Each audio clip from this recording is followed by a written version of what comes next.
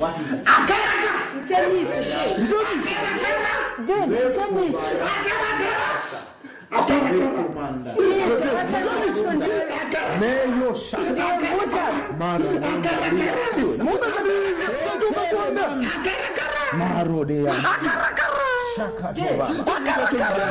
Okay, I just gotta feed my belly then.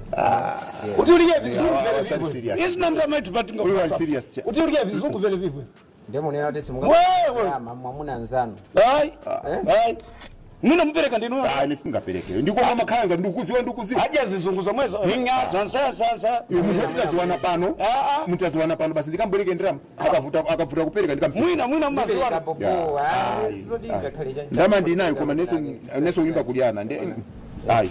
Singakupasa. Kisa kizosina. Mwati dule panopa ndirama palibe.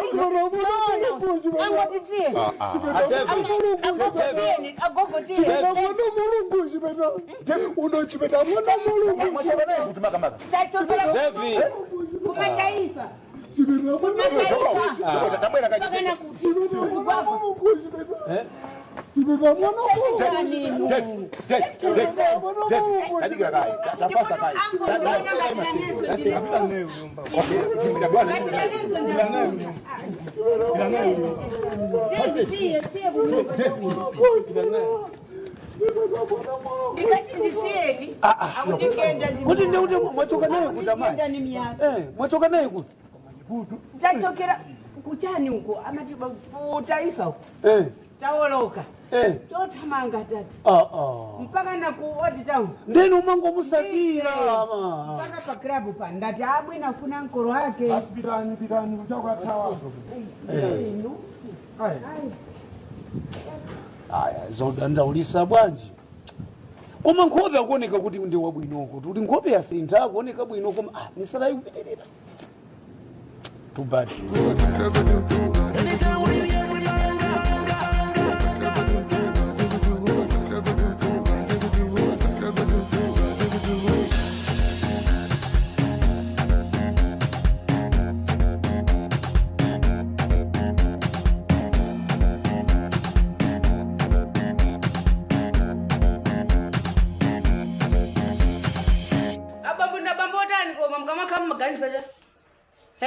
Makanda yotalika mota nosapeleka chinthu cha mwana.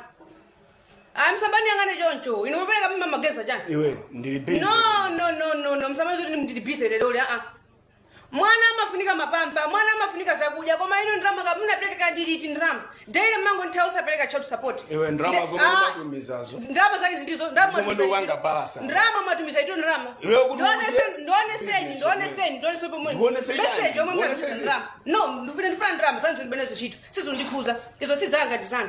Iwe ndifuna lero njoti nimungondipasa ndrama ya mwana ndizipita. Zomajulukira zimenezi. Atsika. Ngati mufuna apa ndibaba khale ntendere. Asikana mungapasidwa mimba. Ndi anthu akulu ngati fe. Maona ngati ndi ngodo ndi muzipezera. Okay, ndeni mupeleka. Pesa ndrama ni wakupasa. Ndrama litiro. Ndrama mapeleka ndrama. Last week yomwe ndo kuti. Mwana amafunika dere sakudya. Dere mapamba.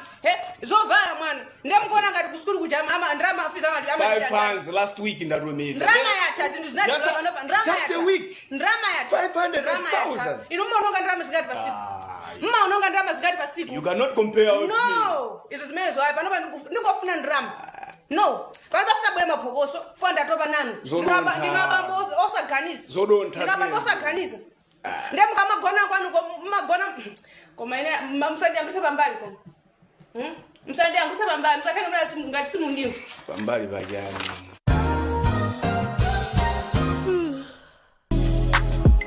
Kodi muli ndi certificate ya MSCE kapena JCE kapena mumatha kulemba ndi kuwerenga ndipo mukufuna kuchita maphunziro a hospitality management, Northern Hospitality ndi yankho lanu.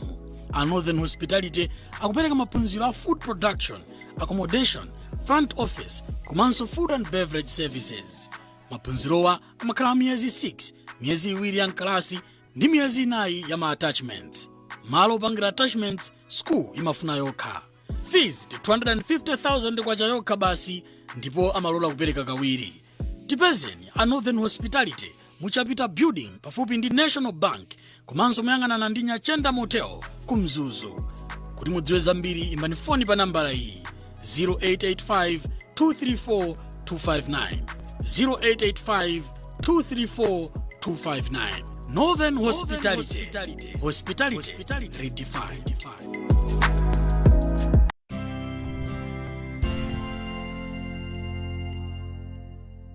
Mwina tayo mwe nali South Africa inepo. Bacha South Africa so wakhalako. Zimbabwe. South Africa. Tokwata. Ziko ngombi. Ndi maronda. Kodi ni maronda Ndamene ni maronda. Oh. Kasusa kena kakesho. Abajamuna nina adi atiziyamba yamanina. Ya maronda ya uje na mangina wawo ndi apa mwayambira susa. Ndayambira susa. Ndi mumayenda nazo. Ndikumayenda nazo. Saba badabwera kuti mzadani. Musayione mene ni mapangira. Nje musayira awe kuti zimakhala bwana. Moda baba mwabweresera ineyo kapena ndi Uko sasa kuti muguleko muone kuti test yake li bwanji. Nesa mwabwera kumene, nesa mukadati pasa ife kunena kuti tiirawe. Kuti kungwira? Basi liduke ndina ingotenga ni.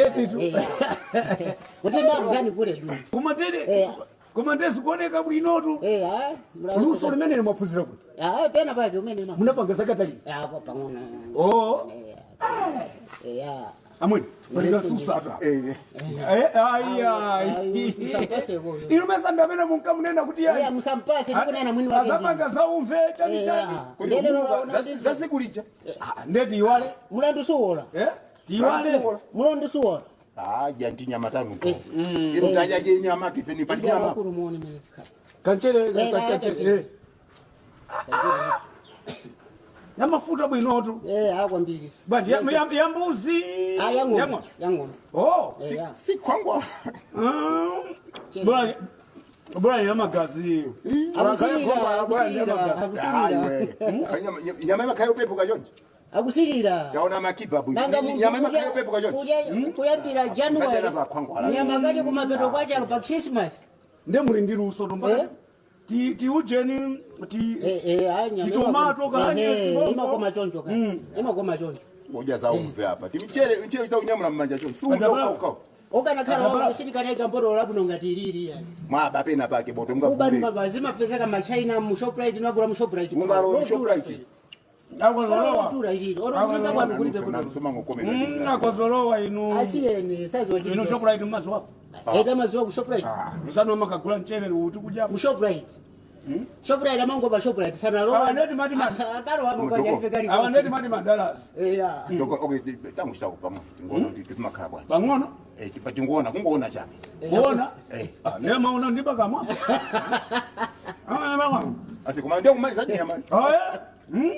Majira kuna manyoza kwa mimi. Ndime na manyoza Kuma khala kuma chako mangwala koko mufanuka. Amanyoza. Mufanuka ndukuzani. Bora kufanya chokuja. Sina na kuti gamoto ikugundi. Bora. Amalia osakauta anafa ninjala yeye. Anafa kudya. Ndeno kumuzindi kuti ine. Ali be kumuza wanga khali ndikumuza. Bomba. So mamchile mumwe mchani. akulongosora kumene achokera iwo. Kumene achokera ndi kumene akulongosora iwo. Ndikoza kuti sokoneza business. Upanga business pano pa malo pa business side. Timalizira rent. Ine ndikupanga drama. Ayo choka place. Ine cholinga mufuna mutaise chokudya. Basi nikambaleka.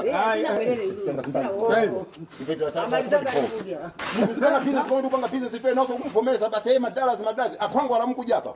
koma ndi chibongo chomwe kupanga. Inu chende. Kulemekeza nzako akamati. Ndipo uziwa na taya tomato sikunda nyama na shita sana na isia. Na leso na mimi ya tani. Umechima panga nyama yapi lumwe? Unoso basi fungo ni manaso doko ino. Munanyoza kwambiri kacha. Nini kana kupasana kana. Ni mateteza shop ya twina. Nditu. Prophet, man of God. You are blessed. Thank you. Uncle Joe alimo mkati mwa. Alimo mwemu ndi man of God. Tangu apita mkaone mkati momwe. Yes, man of God. The Holy Spirit was telling me about you. Mandonesa picture yano. Yes, man of God. I just need to pray for you. Oh, yes. Father, in the name of Jesus. Yes, man of God. You showed me this person today that he's taking his mat. Yes, man of God. Kuziwa mulungu wanga ndi mulungu wa nyengo, mulungu wa nthawi. Yes. Ndipo ndikuziwa kuti mumuchitira chozizwa. Oh, yes, I receive it. Zimene afuna alandile, muzifulumizise mu dzina la Yesu Kristu. I receive it. Mupaseni mwana wanu. Yes. Ayalule mphasa yake. Yes. Monga Yohane 5 Yes. verse ya 1 ndi 15 kuti nkhani God ya deeper. uja munamkumbukira pachisime pacha. Go deeper, man of God. Ndipo tikuziwa kuti Lusakasaka uso wa black. Uso wa dzina black. la Yesu I receive it. I receive it. Mwewika pati. sinthani nyengo yake. Yes, man of God. Receive it. I receive it. Iwe. Uso wa black mwewika huko. Mungu kala ujabe hey man of God. Mama pempero iyo sande mamaje nakusiya pa umaje we kanyama sina kusokoneze iyo ni mapempero naso chakudya changa ukundisokoneza doko Kodi iweyo pano pamesa pa business. ndipo soma khala side yako ndakhala kufuna mangwapa cha atakana Pesa ni matawa hiyo. wabwera nthawi Ni zandi matawa fungo lake lichawa. Zimabele film voma mapaka maprofit wa kukati pamwe. zodula tuzi Zodula ndalama tuzi Ango enda kunuka basi. nanga ndikuzola kunuka basi mbuzi Ndio mafuna kudini ndikomweka zima film zao zija. Basi hey man of God. ndizimbuza muna ntauna amazola ma perfume ndizilungira bwino osati mathuku Muna liyayo musintha munasintha. Munasintha hapa. zimapanga pang'ono Kwani mbona ngalikuseka ile? What the heck you doing? Come on, I'm busy here. No, tengamegeza mwana zozo ndibe mpaka bethali nake. Aba tengamegeza mwana, mundipasa ndama ya mwana ndisipita. Iwe akastira kubera bompano. Akastira wenezi, akastira sabelanga. Akastira sabelanga. What the heck you Akastira doing here? sabelanga. Ndiko funa ndama. Honorable. Excuse. You You know I trusted you. You're my friend and the prophet. I know you're my friend. I thought you helped me. We've been friends for long. So what's the problem? Have you seen any improvement on my nephew? But What kind of prayers you do? we need to wait. What kind of God We need you to worship? wait upon the Lord. Let's wait. For how long are I going to We wait? need to allow the will of God to happen. No, my friend, don't betray me. You understand? Amene Yesu anapempherera. Koma enaso mwayo sanachire. Imangufuna kudikira. Let's be patient. Achira mwana amene ujatu. I trust my God. Hello? Wakuti. Iwe. Apango endesi muzasinta. Bonje so what? Zikwenda ma. Muzayo tovuta. I'll stop taking Bangono, then I'll find you there. Mpena No time, I'll be there. Don't worry. Kuli sana sinda. Bamba wasanza sinta. Ndaisesa kwa Ine mbona ngari wasila atu. No, nienda isesa. Mbali yanga ndenda isesa. Kuli akondika cha. Oh, masnaga. Ngoni pasa kwa mas. How much is it? Yeah, 1,000.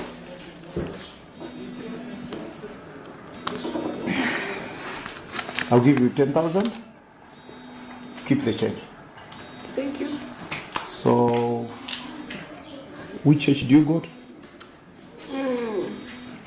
CCP. Okay. But I'm seeing a spirit of worshiping you. Wow. If you can come to our church, Where? I think your Prophet Chibutu Ministries. Nah, she will do it. I see angels all over you. You are just a blessed woman. Stop being abused by someone.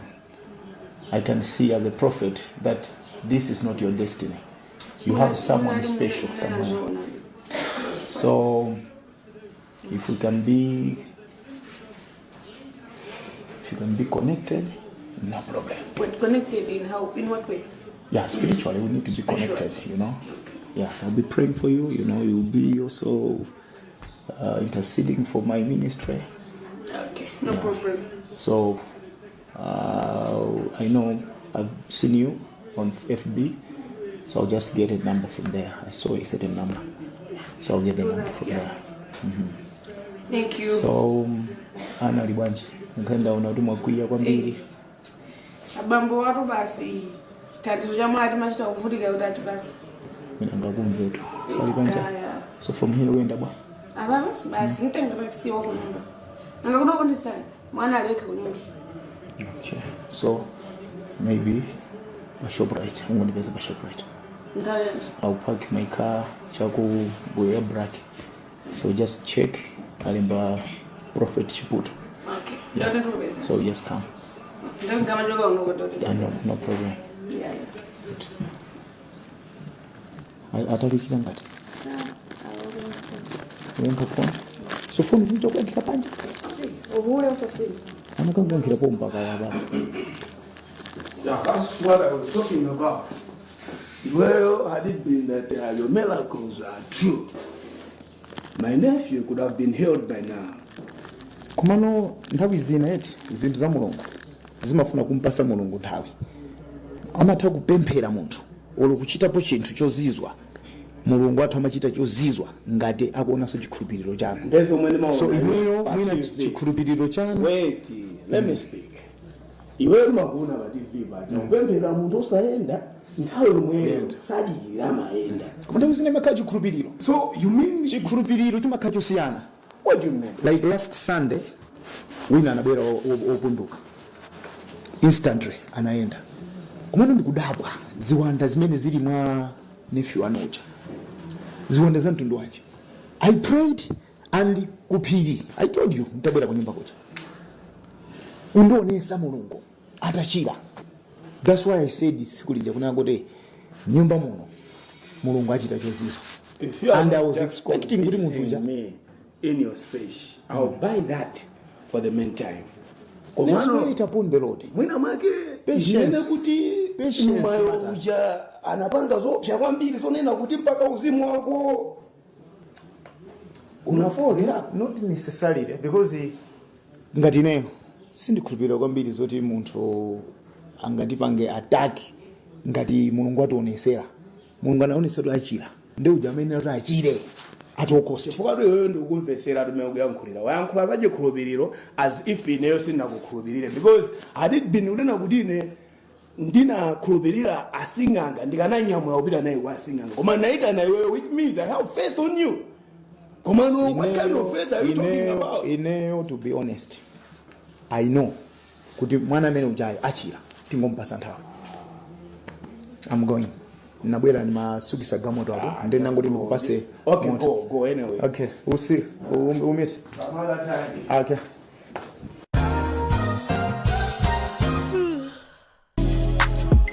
Kodi muli ndi certificate ya MSCE kapena JCE kapena mumatha kulemba ndi kuwerenga ndipo mukufuna kuchita maphunziro a hospitality management, Northern Hospitality ndi yankho lanu. A Northern Hospitality akupereka maphunziro a food production, accommodation, front office, komanso food and beverage services. Maphunzirowa amakhala miyezi 6, miyezi 2 ya mkalasi ndi miyezi 4 ya ma-attachments. Malo opangira attachments, school imafuna yokha. Fees ndi 250,000 kwacha yokha basi ndipo amalola kupereka kawiri. Tipezeni a Northern Hospitality muchapita building pafupi ndi National Bank komanso moyang'anana ndi Nyachenda Motel ku Mzuzu.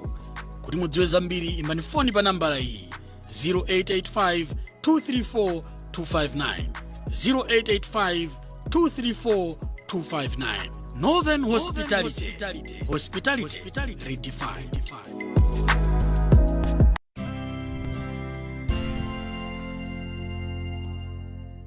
I don't care about the things that you do, I'm satisfied. Quality, what you do, I'm satisfied. Oh yeah, kuda kungu, I'm satisfied. Koma ukale oba mulungu, I'll be satisfied. Abomwe na kola. Abomwe na kola. Mwe na kola.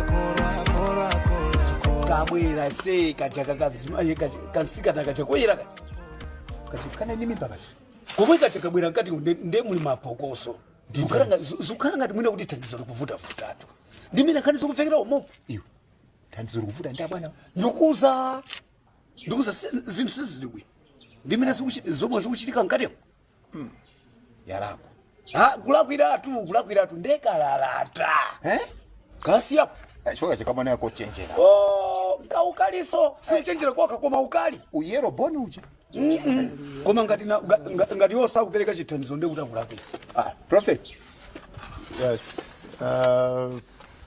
ine basi ndikupita komano there was something that the spirit was telling me 100 next time tukuma koma prophet pepani ndikadandaulo pang'ono prophet bwanjiso pepani kwambiri sizikuyenda kunyumba kapena osati kweni ayi komano masukani ndithu kapena mwina mukuopa azanu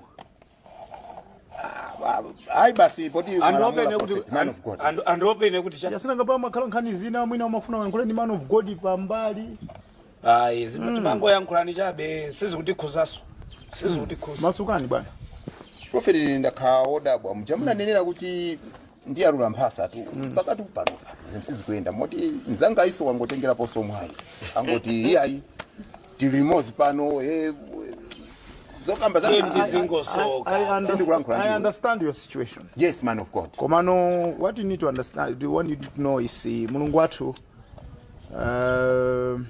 ndikuvesedwa aso panopa kunena kuti iweyo yes man of God siku lako ndileloli apapa suzagwira so ntchito mene ndikuonera because mulungu wanga ineyo ngati ego one amene ndikutumikira mulungu weni yes weni yes uziwa Malawi yonse ino palibe so prophet wina koma ine ego one so ndi ulendo gotipa I'm going to Australia gotipa and ndikufuna munthu okuti akhale pambuyo pangapa yes muziwa utumiki nthawi zina umafunika ziphona maka kuyima ndi man of God oh yes man of so, God so tayimirirani because ndikutha kuona even height yanu mene mukuonekera yes man itakuyenda kwambiri so ili likhale siku lomaliza yes lokuti mukhale apa so mungu ndisatira because inuyo zina za thing itangwasira nawa musatenge kena kalikose everything will be paid salary tikambirana man of God ndiko let's just go just follow me abanga bwira kutakutenge makasoma osakhalanga ngani izo tango zisiyana makangani naso makasoma man of God siko mukwambiri muzati pesa pompano ino munakana mulungu wa chiputu yes man of God so mulungu wathu mulungu amene amachita ine zimene zo nthawi yake ndikuti ayi mzanuyu mutenge na mulungu wamuchitira chifundo mtenge na mene koma taparapa muzati pesa ndukuzani sindibweraso kumene chinga uluke chizatera tiona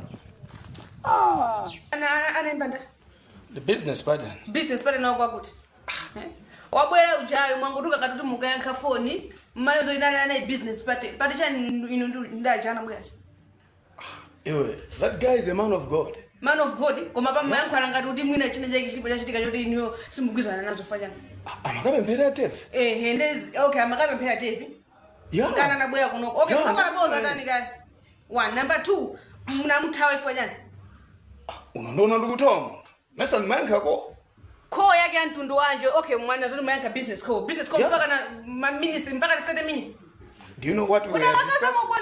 Do you know what we are discussing? No, akazi sama ukwanani. Who told you? Muona ngati munganine mzene umana zoti yaya anali business partner chose chanali mkazi.